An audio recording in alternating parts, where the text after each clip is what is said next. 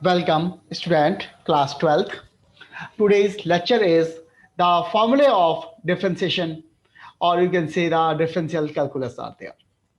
Suppose I want to do the differentiation of a constant number. C is any constant. When I say C is any constant, means C is any real number is that. So the differentiation, x is a variable. We are taking here a small x as a variable. So we say that dy dx of C will be equal to what? Constant will be equal to 0. Say if you do the differentiation of a constant, we always get the 0. X is a variable. Because in C is a function. C is any constant or function that does not contain the variable. Let's say dy dx of x raised to n. The power of n is there, x is the variable, and power n is the number, real number.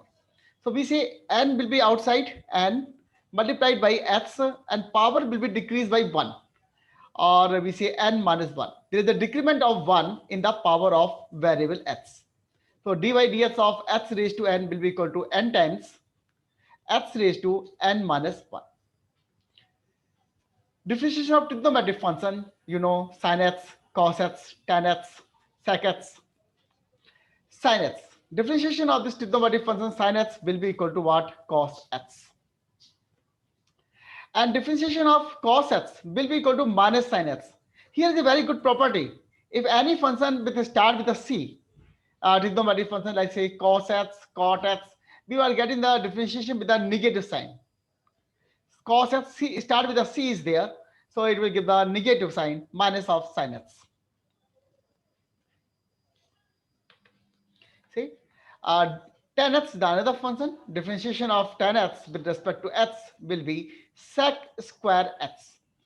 The sec function will be square. Cot x, c is there.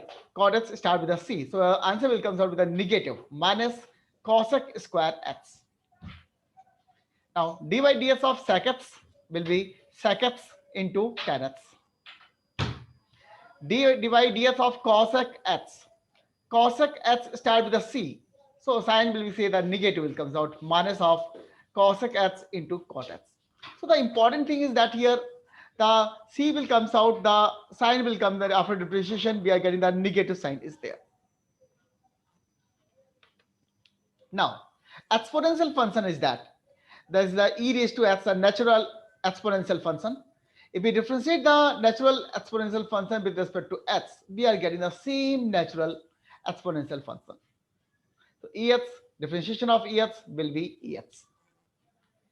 Now we have a exponential function a raised to x. And now we see that differentiate this part is there, where we know the a raised to x, same the value of ax, we have a same ax is there multiplied by log a. That you see the log a will be multiplied in the exponential function. Now the differentiation of log x function, this is a natural log, will be 1 upon x. Now we have see the differentiation of inverse functions are that sine inverse x, the differentiation of sine inverse x will be 1 upon under root 1 minus x square. Differentiation of cos inverse x minus of 1 upon under root 1 minus x square. You see the value are same.